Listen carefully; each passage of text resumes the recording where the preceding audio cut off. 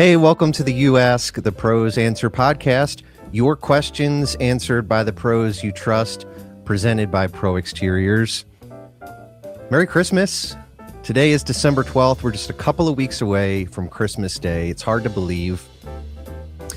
But that means that we're just a couple of weeks away from the big guy, from Santa Claus, from Kris Kringle, coming and making a visit at your home. Are you ready for it? Are you really ready for it? I'm sure you've probably done some decorating, but have you really taken a look at the condition of your house? You know, Santa gives and gives and gives year after year and never really asks for anything in return except for maybe a couple of cookies and some milk. But this year, I want us all to make a commitment to make a space that is warm and welcoming to the big guy and to his reindeer on Christmas Eve. Is your house ready for it? Well, that is what we are here today to discuss. In fact, I want to replay a conversation I had with Aaron Rodgers this time last year, where we took a really honest look and we had a discussion all about what we needed to do to make sure that our house was ready for Santa and his reindeer. Let's take a look. This is the You Ask the Pros Answer podcast. Do you have questions about an upcoming exterior contracting project? We've got answers. Welcome to the You Ask the Pros Answer podcast. If you are joining us for the very first time each week, we simply answer a question that we have been asked by somebody like you. And so this week is no different. Today is December 20th. We are a mere 4 days away from Christmas Eve. Aaron, my dad would call the day before Christmas Eve Christmas Adam, because Adam, then Eve, then Christmas Day. Yeah. But we're 4 days away from when the big guy lands on my roof. Yep. So the question that I'm going to ask you, that we're going to tackle, is how do I prepare my house for Santa Claus and his they say 8 tiny reindeer. I've never seen a tiny reindeer before. They're huge. I think they're normal size reindeer. Yeah, but on all like the songs and the carols and that kind of stuff, it always says 8 tiny reindeer. Yeah. Anyway, so let me start out by sharing this quick little story. I can remember as a kid, Christmas Eve, we would go to church service as a family, and then we would either go to my grandparents or my cousin's house for like a Christmas Eve dinner. We always opened one gift from my grandparents on Christmas Eve. It was one of those times where, especially where I grew up, sometimes we would get the first snowfall on Christmas Eve. It was really kind of magical feeling. But this one in particular, we were at my cousin's house. We'd opened up our gifts. We were just hanging around the living room there. There's probably a fire crackling in the background. And all of a sudden, no joke, we all heard sleigh bells coming from outside the house. I'm a child of the mid to late 80s, 90s. This is before you could get that app on your phone where you could track Santa. You know, you just kind of had to guess. Yeah. But I remember hearing sleigh bells thinking, we've got to get home. And that was the biggest worry I had as a kid. Now here I am, an adult. Dawn and I have 2 kiddos. And so now not only do I have to like pay bills and pay taxes and go to work and that kind of stuff, now I have to worry about getting my house ready for this guy who is overweight to climb around on my roof and then come down my chimney. And to be honest, I don't even have a chimney. We have an electric fireplace in our living room. So I want to walk you through some scenarios. I just want to get your hot take on what I ought to be doing between today, December 20th, and December 24th to get my house ready. All right. I'm a bit of a pack rat. What do I need to do when it comes to the clutter on the outside of my house? Clear it. Okay. Clear the clutter. All right. Satellite dish gone. Do I need it? Get rid of it.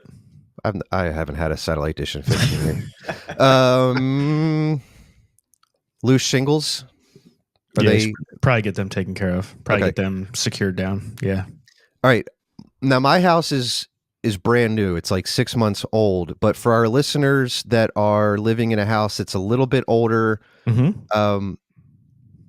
what about like weak spots on the roof? If they've noticed any sagging, that kind of stuff, what ought to be done there? Yeah, I mean, so if you've got like a sagging spot, it'd be a couple of different things. So it could be a pretty telltale sign of like an active leak. You know, if things are sagging, it's usually because the plywood's failing and the shingles are, you know, essentially just kind of concaving into that area. So yeah, definitely before the big guy shows up, you want to get that taken care of. All right, yeah, so that's an immediate need. Yeah. I mentioned I don't have a chimney, but for our audience members who do have chimneys, any suggestions on what to do to prepare? Yeah, I mean, realistically, you want to make sure they're secure, the flashing's tight, everything's caulked, everything's nice and secure. And then, you know, if you've got a real wood burning fireplace or chimney, you know, getting it cleaned once a year before the big guy comes, I think it's just common courtesy. So he's not covered in soot, and then he's going to track it to every other house. And I mean, that's not good. So we've talked in previous episodes about the importance of getting your roof inspected yearly. Would it be wise to kind of do the chimney cleaning around the same time, you think? Yeah. I mean, realistically, it's typically going to be two separate contractors. You're going to have a guy that's going to take care of the roof and the flashing, and then you'll have another guy that takes care of the chimney. So like stuff like chimney sweeps it's a very, very small niche. There's only a handful of people in this area that really, really do that. So yeah, so we as a company are not going to do that. In the same way as the chimney sweep company is not going to go in there and patch up shingles and replace plywood and do all that stuff. So, but yeah, 100%. That should be, if you have a wood burning fireplace, that should be getting cleaned every single year. Not only for cleanliness, but also for like a fire hazard. That creosote can kind of cake onto the inside of your chimney.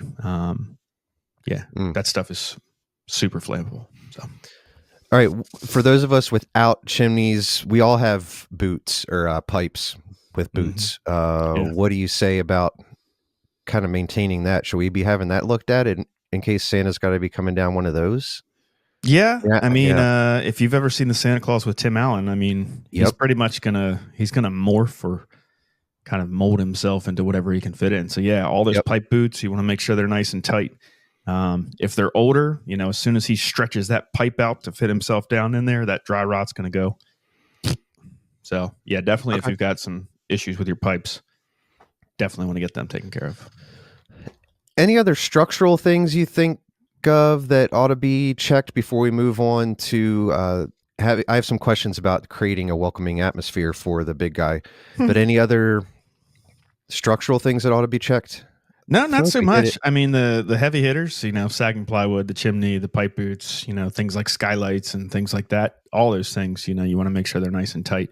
I don't know. I guess it depends on if he gets you in the beginning of the night or at the end of the night, how heavy that sleigh is. Oh, yeah. Okay. So, yeah. Well, speaking of the sleigh, you know, my family just took a trip and we flew on an airplane. And so, you know, there's runway lights on the side that guide the pilot. And so I'm wondering if you can make some suggestions on the best way to light the outside of your house on Christmas Eve so that Santa can find his way. Yeah, I mean, Christmas lights are not just about being festive. I think they're also, like you said, they're kind of like runway lights to mark the house out. So making sure they're nice and secure without obviously causing damage to your roof or to your siding. They make those little plastic clips to kind of hold lights in place. But yeah, I think if you have the availability to light your roof up accordingly to make sure he knows exactly where to land, I think that's ideal. Now, you know the movie Christmas Vacation with Chevy Chase? Yes. He put lights all over his roof. Mm-hmm. Pretty sure he used a staple gun. Correct. What kind of damage does that do to your shingles? So the first thing we'll say is if you do that, it voids your warranty right away. Not only does it void your contractor's warranty, but it's going to void your shingle manufacturer warranty. But essentially, depending on the shingle or the staples that you use, you know, the staples could penetrate all the way through the shingle. If they do that, then essentially you're putting, you know, tiny little holes all over your roof. I have actually seen that happen a lot over the years, where people go up there and they, the ones I've seen used previously that kind of cracked me up was a guy who was an electrician and decided to use the little staples that they use to staple Romex wire to the side of the studs. Oh my goodness. He used those over his entire roof. And yeah, it cost many, many thousands of dollars. Yeah. So don't do that. So like you said, maybe stick to those plastic clips that can go right on your the face plastic your clips gutters or... work really, really well for like along the gutter line. They make some other ones that kind of like slide in between your drip edge and your starter strip, or they make some that kind of slide underneath the drip edge. I mean, if you're one of those people that likes to keep your lights up year round, no judgment here. But if you're going to do it like that, or if you're, one of those people that like to put up lights for every holiday or occasion, they do make some really nice, almost like a permanent bracket that you can put up in place that makes it really, really easy to kind of, throw the lights up, take them back down whenever you don't want to have them. And they're not so like visually obtrusive that you're going to hate having them up there. So. All right. Now, the last thing my family does before we go to bed on Christmas Eve is we put out some type of a snack for Santa, sometimes even a snack for the reindeer.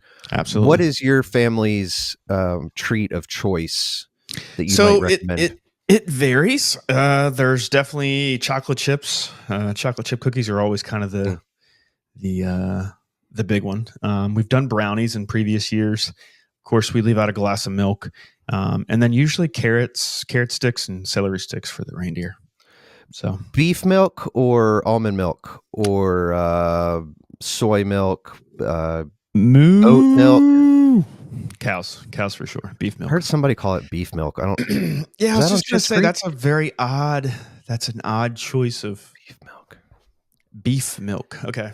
If somebody could saying that now, drop that in the beef comments milk. Where that's from. It's from a TV show. I know that for a fact. Parks and Rec, one of the later seasons. That sounds accurate. Yeah. It was that lifestyle blogger. She called it beef milk, and they're like, gotcha. Isn't that just cow's milk? Okay. So let me recap some things, make sure I have all this correct. I need to clear the clutter. I need to make sure that shingles aren't loose. I want to make sure that my decking on the roof is all secure. Nothing's sagging. Nothing's waterlogged, moldy. Yep. Best way to do that, probably to call a professional. It's getting colder in most parts of the country. Harder to walk around. It's really rainy here today, so things are slick. So call a professional for that. If you have a chimney, get it cleaned yearly, right? If you don't have a chimney, we've all got pipes coming out of our roof. Make sure those pipe boots are good and secure. And then don't put staples in your roof, right? Mm-hmm. Bad call. And don't forget the snacks for the big guy. Maybe throw out a few carrots for Rudolph and his compatriots. All right. Aaron, I've got a quick poem to read. It's a bit of a recap, just kind of like what I just said, but maybe it'll help get us all in that festive Christmas spirit. So love it. Maybe you have your own glass of eggnog or hot cocoa or milk. Sit back and listen. 'Twas the night before Christmas, and all through the house not a creature was stirring, not even a mouse. The stockings were hung by the chimney with care, in hopes that St. Nicholas soon would be there. The children all nestled, all snug in their beds, while visions of sugar plums danced in their heads, and Mama in her kerchief and I in my cap had just settled our brains for a long winter's nap. When out on the lawn there arose such a clatter, I sprang from the bed to see what was the matter. Away to the window I flew like a flash, tore open the shutters and threw up the sash. The moon on the breast of the new fallen snow gave the luster of midday to objects below, when what to my wandering eyes should appear but a miniature sleigh and 8 tiny reindeer. With a little old driver so lively and quick, I knew in a moment it must be St. Nick. More rapid than eagles, his coursers they came, and he whistled and shouted and called them by name. Now Dasher, now Dancer, now Prancer and Vixen, on Comet, on Cupid, on Donner and Blitzen. to the top of the porch, to the top of the wall. Now dash away, dash away, dash away all. As dry leaves that before the wild hurricane fly, when they meet with an obstacle, mount to the sky. So up to the house the coursers they flew, with the sleigh full of toys and St. Nicholas too. And then, in a twinkling, I heard on the roof the prancing and pawing of each little hoof. As I heard him exclaim, ere he drove out of sight, "Merry Christmas to all, and to all a good night." But wait, there's more to this Christmas Eve tale, for Santa's arrival requires some skill and some ale. First, clear the path, make the walkway so bright, with lanterns and lights shining ever so bright. For Rudolph's red nose, a beacon so grand needs a clear runway across the whole land. No icy patches, no slippery slopes, just smooth, snowy paths for his reindeer's swift hopes. And the chimney, my friends, that's a critical spot. Soot-free and clear is an absolute must I've got. A little bit wider for presents so grand, and maybe a snack, a sweet Christmas hand, some milk and cookies, a carrot for Dasher, a thank you to Santa, it couldn't be basher, a sturdy roof too, no leaks in the night, for Santa and Rudolph to shine ever so bright. So gather your loved ones and spread Christmas cheer, with a home that's prepared and banish all fear. For Santa's on his way with presents galore, so open your hearts and let Christmas adore. All right, that is all we have for you today on the You Ask the Pros Answer podcast. In fact, that is all we have for you for season 2 of the show. Next year, season 3 will launch, and it's going to look a little bit different than it has these last 2 years. So if you're not already following the show on social media, please be sure to do so. That's where we will be posting updates and where we will share what you can expect to see in season 3. For everybody who has been with us on this journey this year, thank you so much. If you have not already done so, would you please be sure to review the show on Apple Podcasts or Spotify. If you're watching on YouTube, please be sure to like this video and subscribe to the channel. That helps out a ton. Also, before we go, what questions do you have related to exterior home remodeling? You can send those questions directly to us at info@askproexteriors.com and place "You Ask" in the subject. If you are facing an upcoming home project or preparing to welcome Santa to your home, we hope episodes like this empower you to tackle those projects with confidence. Remember, knowledge is power, and a little bit of research can go a long way. Until next time, Merry Christmas and happy homeowning. The You Ask the Pros Answer podcast is produced in-house by the Pro Exteriors team. Pro Exteriors is the exterior contracting division of Empire Construction Group, LLC. This podcast is intended for informational purposes only and should not be considered legal advice. For more answers to your questions, please subscribe to this channel and podcast so you'll never miss an episode. Do you have an upcoming home remodeling project? Find more answers to your questions at askproexteriors.com.